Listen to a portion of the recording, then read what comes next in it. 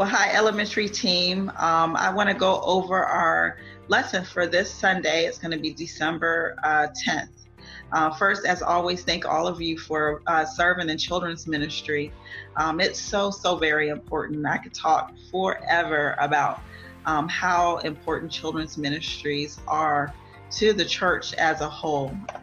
So this week is all about Christmas, and so we're talking about how Jesus was born, and so that's the title of this week's lesson. Here it is. So Jesus was born, and our kids are learning about Jesus was born to be God's promised Savior. I'm going to go to our first arrival activity, and you'll probably hear me repeat this time and time again, but we are changing the way that we receive kids in DC Kids. So whereas before service, we had our 3 arrival activity tables, now what we're doing is we have one arrival activity, and that arrival activity is to give every kid that comes in a first stop place to go. And it also serves another function. It allows the youth that's serving that table to redirect those children to one of our adult teachers who will be serving as a small group leader. So we're really going to be pushing the idea of small groups, not just in elementary, but in all of our classes. Small groups, just like we see the benefit of them with the adults, with our life groups, they're so very important for our kids to be able to connect. Also for our older children, small groups gives them a place of connection right from the start. So especially those 4th and 5th graders, they're at the age now that they don't necessarily desire to be kind of put in the same group as our kindergartners and maybe our 1st graders. When they come in, they know that they'll have their arrival activity, but they go directly to a small group that is going to be tailored towards them. And so it's a huge responsibility for you, our adult leaders, to make sure that you are ready to receive kids before class starts. And so how it works is children come in, they go to that first arrival activity table. That table is manned by a youth volunteer. And once they complete that activity at that table, the youth will direct them to one of our adult volunteers. You need to decide what age group you're going to work with. This goes to our adult volunteers. We want our kids to have one consistent leader that they're used to being ministered to by, and that gives you an opportunity to know your kids. Our core value for this month is we will value children and their families. And a great way to let kids know that they're valuable is to actually know them.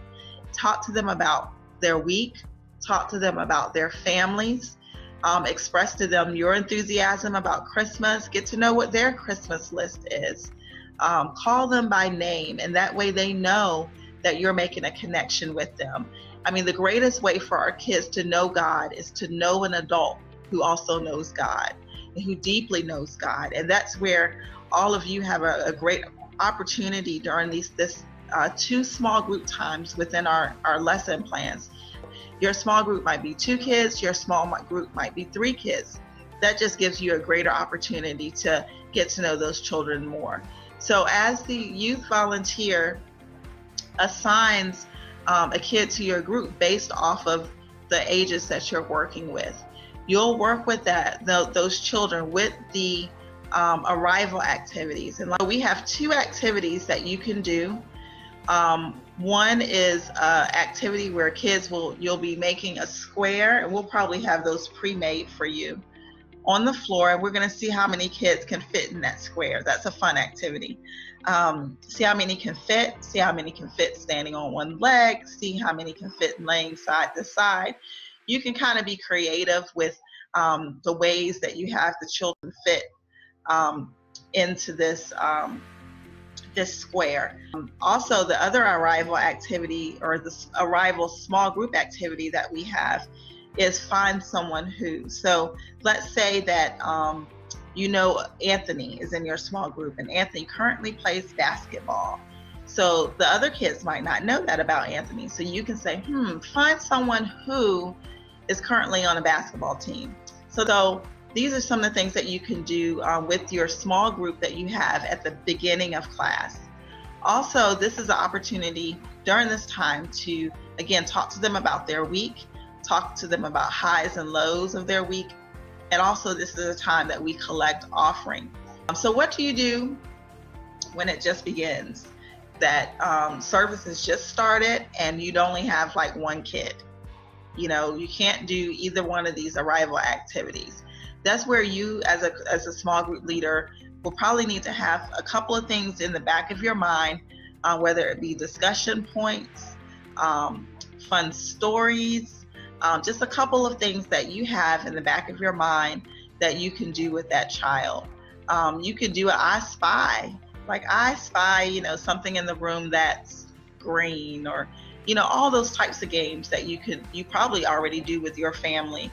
Or your children if you have children. So just think about that and come and make sure that you're ready with the plan before you get a larger amount of kids in your group. So worship will be like it always is. I wanted to speak with worship. I want you to make sure that you're engaging the kids, encouraging them to come up during worship time, that all the adults in the room, all the youth, except for the youth that's doing media, is actively engaged in the worship service. So after worship will be our prayer, and then you can pray this or come up with something on your own as you feel led. Then we'll have our discussion starter video that will come on immediately after you finish praying. And then from that video, you can introduce yourself, introduce the other teachers, and then go straight into the questions that will relate to the discussion starter video. Our wool video, our secret phrase, this is like we do every week. We have our new kids on the block, our 3 questions, and our birthdays. So one thing I wanted to mention about the mega prizes and the tickets. So tickets can be given away for people that are following our rules. Teams, for example, if teams win a game, you could choose to give them a ticket so they have an extra opportunity to win a mega prize. So typically during this part, kids will get an extra piece of candy if they have brought their Bibles. The tickets are incentives for doing well during the class or for winning games. And if we don't have a new kid, typically what we do is draw a number out of the bucket and ask that kid if they'd like to come up and have the class ask them 3 questions. So we have our timeline, our big picture question, you can read through that, our Bible story video, and then Kristen's included some review questions. You can review these questions in a creative way, and especially for second service.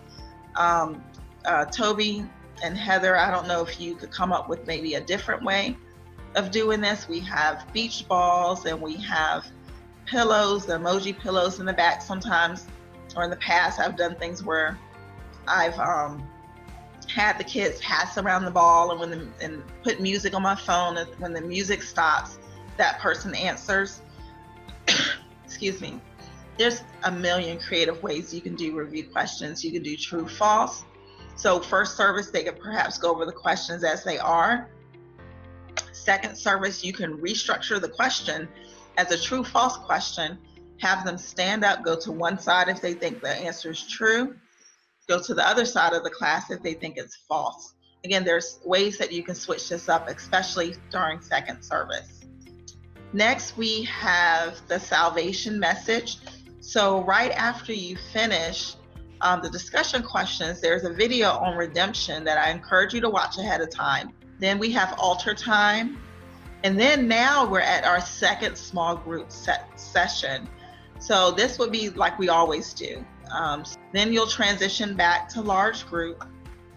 And then there's a game, mega prize, and dismissal. And so I know this has been a really long video, but it's just so much that I wanted to touch on in terms of why we are feeling so compelled to make small groups a key component of our children's ministry experience.